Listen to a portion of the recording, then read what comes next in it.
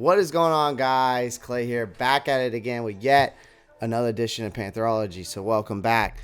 We are going to go over my report card about the Carolina Panthers draft, this past draft. It was a very, very stressful draft, at least for me, in my opinion, and probably some other Panthers fans, I think, felt maybe stressful, making sure that we just got the right pick at that number 6 pick. We had to make sure that we got our guy, and we did. And then some intriguing stuff along the way as well with these other draft picks, knowing that we didn't have a second or third, but we did make some moves. Thank you to Scott Fitterer. Before we get into today's video, I just ask that you just like and subscribe to the channel. Like this video and pound that subscribe button for me. That's all I can ask of you. Feel free to comment amongst yourselves. Comment down below. Love to hear y'all guys' thought. And make sure you just click that post notifications bell if you don't mind, just so you don't miss out on any new videos. Other than that, I'll give my shout outs at the end. So let's just go ahead and dive right into this report card. So how did the Carolina Panthers do in what was bound to be a tough 22 NFL draft for everyone affiliated with this team, right? Now, during the 2022 NFL draft, the Carolina Panthers faced some critical decisions, in my opinion. There were holes that needed to be filled, and there was also a massive cloud hovering over the organization due to Sam Darnold and the possible improvement at that quarterback position. It was a trying scenario, only one that was aggravated by the Panthers' lack of day 2 draft cash coming into the weekend. Now, however, after another successful recruitment session, Carolina's chances appear far brighter today than they did before the key selection process began. So, for the second year in a row, General Manager Scott Fitterer executed flawlessly, in my opinion. There was a more deliberate approach, as we've seen throughout free agency, but the important front office figure can go away knowing, I think, accomplished another outstanding job under challenging circumstances. But it still remains to be seen what this signifies for the Panthers in 2022. It's a tough season for a head coach, Matt Rule, but if certain incoming college prospects can hit the ground running, they could just have a shot. So, with this in mind, I examined each Panthers draft selection in depth and evaluated them based on need, team fit, value, and overall skill. So let's start off with Icky, right? Ikem Ekwonu out of NC State, offensive tackle. The Carolina Panthers got incredibly lucky, I think, in the world's gambling capital when Icky slipped out of their top 5 and into their laps. And many experts and teams predicted that the North Carolina State product, would be selected before number 6 overall. And those in charge did not lose a major chance to address a critical position of need. Now, Icky, from what we know, grew up as a Panthers fan and has already won supporters' hearts, something that will only become better if he steps onto an NFL field. Now, it's difficult to put into words how powerful Icky was in college. His aggressiveness in the run game was, renowned, and he combined it with heavy hands and great length to become a force to be reckoned with in that pass protection. Now, there are a few things that Icky has to focus on in order to reach his full potential, guys, on the blind side. Now, however, this was a home run hit by the Panthers, and it may finally replace the void left behind by Jordan Gross. Now, there is a slight chance this doesn't work out. However, if Icky can reach expectations, then this is a prospect with a Pro Bowl or better potential in Carolina. So overall, I gave him a A. The reason I didn't give him A plus is I want to see what happens. But overall, this guy is an A. All right. Now let's talk about Matt Corral, Ole Miss quarterback that we got in the 3rd round. The Carolina Panthers were put on a high alert as quarterbacks began to slide early in day 2. Now, despite the fact that this organization didn't have a 2nd or 3rd round pick to speak of following trades of Sam Darnold and, of course, C.J. Henderson, general manager Scott Fitter was able to work out a deal with New England for that number 94 overall pick and had a chance to get long-term solution under center, right? So, according to reports, their judgments did not reach a consensus, so to speak. However, picking Matt Corral, I think, appeared to be a gamble worth taking thus far down the pecking order.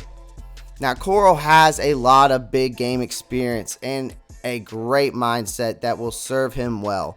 Nobody expects the Ole Miss product to make an immediate impact, but training with Ben McAdoo and I think Sean Ryan might offer him a chance to play in 2022, depending on how Darnold actually performs. Now, the youngster has the best release and underneath accuracy in this class, in my opinion. His poise in the pocket is impressive. He has the ability to run the game in some circumstances despite being slightly undersized. Now, if the Panthers had selected a signal caller like Corral at number 6 overall, this rating I think would be much different. However, given where they picked him up, the risk was well worth it. So overall, I gave this grade a B+. Now, Brandon Smith, linebacker out of Penn State. All right. On day 3, the Carolina Panthers wasted little time in making another aggressive move up the draft board, moving to number 120 overall for Brandon Smith, who is a physically intimidating linebacker who possesses all of the athletic intangibles required to build out a solid career for himself over time. Now, Smith's strength distinguishes him from the majority of the middle linebackers in this class. Now, despite being a touch raw all over, he stuffs the run very well and is a surprising contributor in coverage. So, Carolina needed depth at the 2nd level with Damian Wilson's future uncertain, and Smith will deliver this and will establish himself as a key special teams player as other aspects of his game, improve. So if Smith can improve his positioning and finish tackles with great confidence, he will ultimately be a starter. It's uncertain how long that will take, but the Panthers have 2 veterans capable of holding down the fort until the Penn State product is ready. So, Smith, I think, should be viewed as a future potential, right? However, it would not be a surprise if he made rapid progress under the mentorship of Carolina's coaching staff, particularly defensive coordinator, Mr. Phil Snow. So overall, I gave Mr. Brandon Smith a B+. Now, Amari Barno out of Virginia Tech, defensive lineman. He's like defensive end, outside linebacker. Got him over at the 189th overall selection. The Carolina Panthers were able to improve their pass rushing options on day 3. The selection was Amari Barno, a physical, gifted edge rusher who might have tremendous promise with more coaching at the next level. Now, Barno's performance at the NFL scouting combine blew up the assessment process. His explosiveness, speed, and I think strength are qualities that Carolina looks for in a mid to late round college prospects. But the Virginia Tech product should be considered a development project until further notice. All right. So he had 6.5 sacks and 16 tackles for loss in 2020. Now the prospect exploded onto the forefront. Barno allowed this up with 3.5 quarterback takedowns and a 5.5 tackles for loss back in 2021. So, which was rather surprising given his, athletic abilities. So I think Barno will need to bulk up and work on technical improvement if he joins the Carolina Panthers. However, the team does have YGM and Marquise Haynes to cover the void left behind by Hassan Reddick, who signed with the Philadelphia Eagles in free agency. So, if Barno can pull it together, the Panthers will have a potential game changer on their hands before having an impact on the defensive rotation. The player might establish himself as a valuable special teams contributor. So overall, I gave this grade a B.